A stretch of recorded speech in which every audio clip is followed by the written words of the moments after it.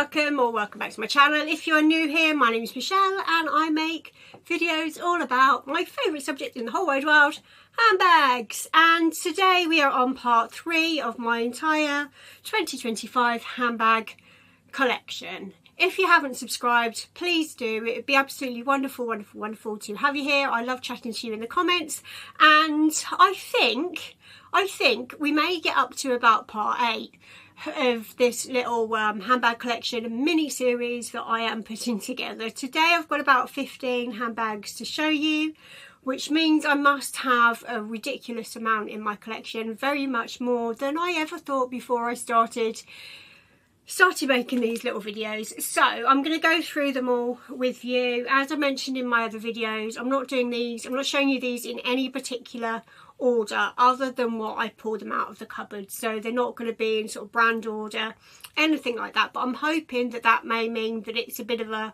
mix up for you and you don't quite know what you're likely to see next, which should hopefully keep it a little bit more interesting for you. So I have quite a good mixture of luxury, contemporary and high street. Most of my bags though are on the luxury side, and yeah, maybe sort of luxury stroke contemporary, probably more luxury though. But you tell me, once you've watched all of my handbag collection videos, you let me know what you think. I'm really interested to know your thoughts. I've never sold a handbag, so if you're into collecting handbags, this is probably a very good learning as to what your collection will look like if you don't sell any at all. And yeah, maybe I should sell some. I've been considering it for quite a while because a lot of these bags I don't use. Some of them I have used quite a lot, other ones I've never used. Some are collectible, which I've bought with zero interest of ever using, which is fine. I'm more than happy with that. But it'd be nice to know your thoughts, because like when I've watched other people's collection videos, you know what vibe they have, what they're into. It's like Ramina Rose May. I watched her collection video probably about a week or so ago, and her collection's absolutely beautiful, and you can see the vibe of her collection. She's very much into metallics and it's absolutely beautiful, and you can see that with quite a few different people's videos, like Cassie Thorpe. Her colours like green, blue, orange, a little bit of pink and tiny bit of red or black. So you know what the vibe of the collections are, whereas mine just feels all over the place. But if you can spot any common themes other than what the hell have you been buying, Michelle, over these years, let me know your thoughts, because I'm really interested. Because I think when you see this stuff yourself all the time, you can't see the wood for the trees always. So it'd be nice to know your thoughts on my collection. If you've got any of these pieces, let me know. So without further ado, let's get crack-a-lacking. So I've got about 15. So a few of these ones are more high streety ones, but I'm trying to show you them. Well, I'm not showing you them in any particular order. So it is definitely going to be a little bit of a mix. So the first one I'm going to show you, this is a high street bag, and it is by the brand Radley. My mum bought this for me for Christmas probably about 20 years ago actually, and you can see by the look of it, it was very much a sign of the times. It's got that, and I will show you it, just trying to piece it together. But if you can see by the style of it, it is very kind of, I reckon this must be about 2005-ish. You can see by the style of it, we like this. It's very much what was on trend at the time. So I like this bag. It is very cute. When I first got it, I was like, I'm never going to be able to wear it. I can't fit anything in it. But I have actually worn it a few times. I did do back then. I've not worn it for years, but back then I did do, and never ever letting go of this one, because it's just got such sentimental value to me, because my wonderful mum bought it for me. So the next one I'm going to show you, I have got a few high street ones, so I'm kind of tempted to get through them first and then go on to the luxury ones more towards the end. But Right, next one. Another eBay find. This is a Y2K bag as well. I can't really remember this brand overly well back from Y2K, but I know that they were definitely popular. I think they were more popular in America than what they were over here in the UK. But I just thought it was cute, and I got it for a decent price on eBay, and it is a baby fat clutch bag. It's more of a little wristlet thing.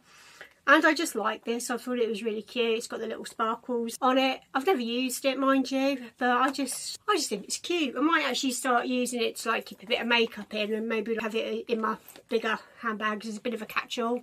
Be a shame not to use it, but I just like that. It's sort of very nostalgic, and yeah, I do keep saying "and" a lot in this video, and yeah. So next one, another high street one. This is a H&M designer collaboration. Love these bags. You can find some amazing ones over the years. There's a Moschino one which I've wanted forever and ever, and I don't know how many they made, but you just don't come across it, and it's a massive big silver padlock. You see the gold padlock quite often, but it's the big silver padlock with the turn dial that I really want, and I can't find it.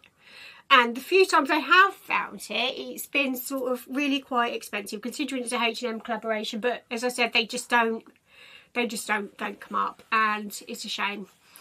So this is Maison Margiela H&M. If you saw my video last week, I've got another one from the Maison Margiela H&M collection, and this is a upside down flat bag, which is really cool. It doesn't open at the bottom whatsoever, that is sealed, so it is definitely an upside down flat bag. You can take this off though and wear it like that, but you'd have to get into it from the bottom. It's got a zip, and then it just opens out like completely. I don't know what I've got in there. Probably need to put some little thingies. It is leather. It is all completely leather. I assume it's real leather. I'm not 100% sure, because it is a H&M collab. It might not be. It's 100% leather.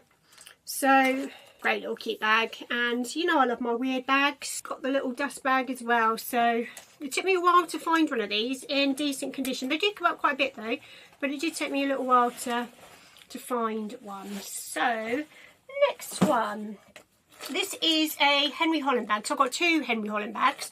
So this one probably not that interesting for you guys, but as I said, I'm going to show you all my handbags, warts and all. I got this one from Debenhams. It is by the well, what was it called? H by Henry Holland or something or other collection. Yeah, H by Henry Holland collection.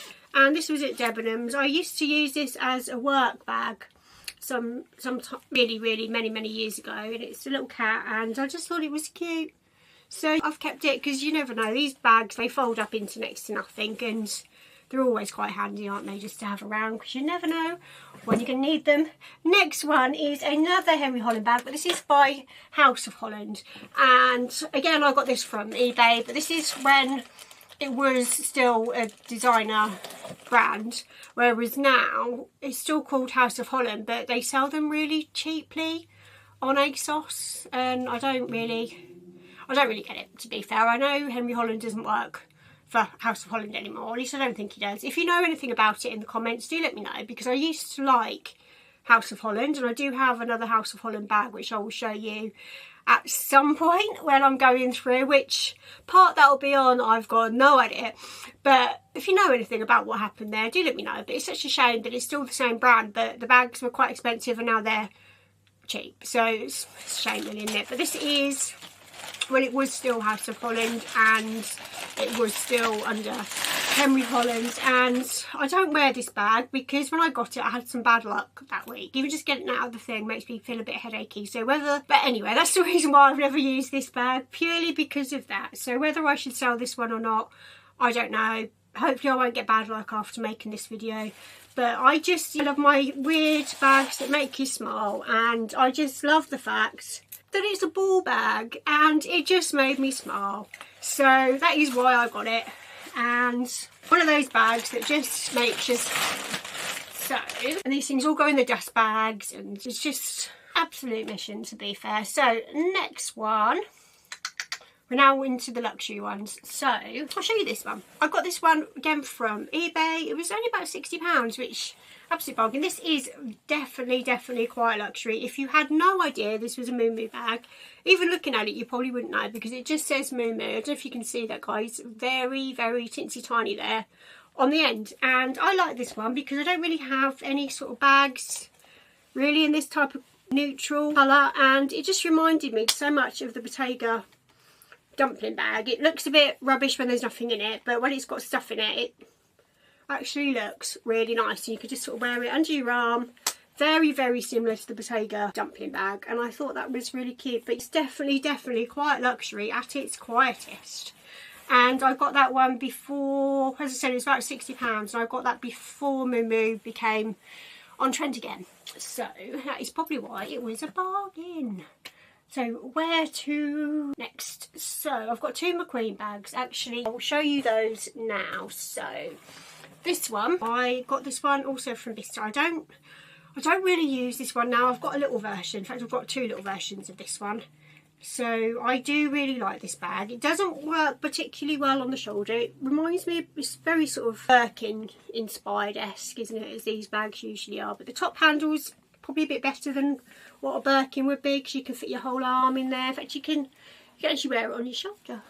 Little bit tight, but you could wear it on your shoulder if you really wanted to. It does have a crossbody or a shoulder strap, but for me this doesn't really work particularly well on the shoulder or crossbody. It's sort of giving a satchel type vibes. I don't know when these bags first came out, but it is kind of definitely giving satchel type vibes. But when I've used this one in the past, I much prefer to carry it like that. You can fit a ton in it actually, and it is a really lovely bag. I very much love that one. And the next one, I may as well show you my other McQueen bag. Again, another one that I got from Vista. And I really wish, this bag annoys me a little bit, because I really wish I'd got the next size up. But at the time, I had it in my head that I was going travelling and I needed something a little bit smaller, so I could definitely get it in the hand luggage as a bag. I've never taken it travelling, so it's another reason why I regret not getting it in the bigger size, because it's just not quite big enough to get my laptop in, and it's just that little bit smaller, and I would really like this to be bigger. It's gotten scrumped up, but it's just a tote bag. It looks quite big on camera, but in real life it's not that big. It doesn't fit my 14-inch laptop in, which is a bit of a nuisance. So I really do regret not getting the bigger size. But I have used this bag quite a lot actually. That said, it just would have been nicer in the bigger size. So right, next I will show you my very first Bottega bag, and I love this bag so much. This is what started my love affair with Bottega, and I got this one around about 2020, just when Bottega started to become popular. It was still a bit of a iffy nag, and I wasn't worried at all at the time about going out with the intercetto weave, because nobody would have recognised it at the time. I don't think it was very much, as I said, iffy. But now I'd be a bit more cautious with it, and I literally wore this for about a year, because I was lucky enough to be able to go into the office, even though it was during some of the lockdown period, because my son's school was really close to the office. So they said instead of keep travelling back and forward and it being a bit of a nightmare with my work pattern, I was able to go and work in the office. So this bag, I had it for a year, using it every day, and it's gotten a bit scruffed. It was in perfect condition when I got it as well. So I'm like, oh, what have I done? But it's still decent, to be fair, and the scruffs, I think it has a little bit of character, and it is this Bottega Sloan Hobo bag, and this looks so much nicer when you have it on. I'm surprised they haven't reissued this bag actually, because it's very now, and it's just amazing. And the coolest thing about this bag that I didn't realise until I got it and I put it on my lap, I didn't have much in it at the time. I think I was using it at the weekend actually. I used to use this bag all the time, and I just sort of dropped it down, and it literally folds up into this perfect shape, which is just insane. and it goes really flat, so it'd be perfect to pop in your suitcase. But just the fact that it just somehow folds, I don't know how it's done it, I don't know how it does it, must be made some, but it just folds in this insanely perfect shape, which I just find is just, it freaked me out the first time. I was like, wow. So I love this bag, next. So right, I got this bag from, it's in the box, I got this bag from Vestiaire Collective. I don't really use this bag very much. I think I've maybe used it once, which is horrific. And the reason why is because the strap on it is really, really long. Even if I wear it crossbody, it goes well below my hips. Between my knee and my hip, it's really long. I'm 5'2", by the way. And the only way that you can do it, and I did see, when I was looking at photos of it, when it was about and popular at the time, some people used to tie it up on the shoulder. So I'll show you what I mean. Rather than talking about it, I will just show you it. So it is this bag. I can't remember what it's called now, but I really like it. I love tassels, and it is super tassely, croc embossed, and I just think this is such a lovely bag. You can actually fit quite a decent amount in there because of the shape of it. Can't feel too much on there, but you can get a decent sized phone and things like that in there, and I just think this is really, really cool, and I loved it. But this strap is so long. Why they need to make it so long, I don't know, but can't tie it from the inside, and the only way you can do it, which people were doing, is tie it like that to make it shorter, and but then it just looks a bit, I don't know, it just looks a bit scruffy, doesn't it? So I wasn't very keen to do that, but I really like this bag, so I'm not going to get rid of it because I really like it, but I need to maybe figure out a bit of a way to use it so it doesn't look quite so wild. So it's a bit of a memory to this one. Another story time. So I originally bought one of these in red from Vestiaire Collective, and it turned out to be a fake. So I sent it back, and it took me quite a while. This is sort of back in the day, so I think the processes have changed quite a lot. So this is sort of back, when did I get this one? So I got this one about 2018-ish, so it was a long time ago, but I managed to get my money back on it, and they actually gave me a little bit of compensation, which I don't know if they'd do that now, but proper kicked off at customer services, and it was a whole mission. But I originally bought it in black. No, I originally bought it in red, which was the one that turned out to be fake, and then I then went back and bought it in black. But it's all in the box, it's all just perfect, and I learnt so much about this bag, researched this bag to death, so I know that this is definitely authentic. So that one, I've got another 1, 2, 3, 4 bags I think left to show you. So I've got 2 Moschino ones, so I'll show you one of those first, and that is this one. Now I've got it in the box, took it out of the box, so I got this box out, I was like, I can't remember what's in there, which is absolutely terrible. But this bag is so cute. This might be one that I need to sort of put out a bit on display, and it is from the Barbie collection, and it is this gorgeous shoe. You can fit nothing in it. You can't really use it as a handbag. I don't even think you can fit keys in there. Maybe one key or maybe a lipstick. It's definitely not really a bag. But I love it. You know how I love my weird Moschino stuff. And I adore this one. I think that is really, really cute. So I just keep it in the box. Bought that with zero intention to use, as I've done with most of my Moschino bags. But I love it. So where to next? Show you my Balenciaga bag. Yeah, this one is, I showed this bag originally on a few videos back. It was Secrets Revealed. I can't remember what the title of it was, but it was about like what your bags show about your personality, and this one definitely spoke to me. I saw this on the runway. I bought this obviously before the Balenciaga scandal, and I saw this on the runway, and the second I saw it I was like, oh my god, I have to have that bag. It just spoke to me, and I will show you what it is. It is, if you live in the UK and if you're a similar age to me, this probably have some nostalgic memories for you as well. And it is this Balenciaga Tesco shopper, and I used to shop at Tesco all the time when I was a kid, and this just, the memories. The leather on this is ultra thin. It's not made particularly well, I have to say, considering it was a runway piece.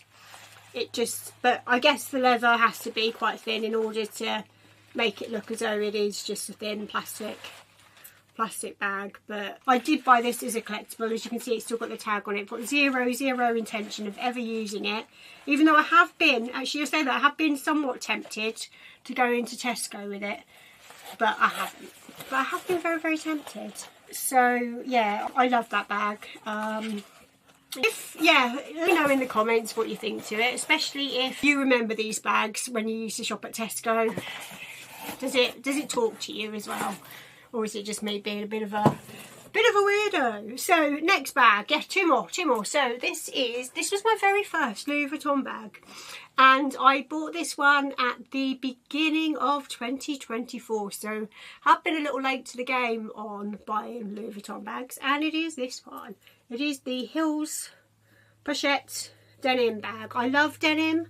Love denim bags like so much. This one has a strap that you can change and adjust, but it's supposed to be either a shoulder bag or like a little top handle bag. I love my Bottega mini Jodies, and I really liked it like this. But when you adjust it, unless you're literally wearing, I think you almost have to be naked for it to fit up on your shoulder, because it just doesn't. So if you're wearing any kind of coat, jacket, your chances of getting it on your shoulder very remote. So it is definitely best just like this. So if you're looking at buying one of these, bear that in mind. It's not likely to fit on your shoulder particularly well. It does fit, but it's uncomfortable, and as I said, you literally can't wear anything else under it really in order for it to fit. So that is that one. And my very last one to show you, I think it's my last one to show you.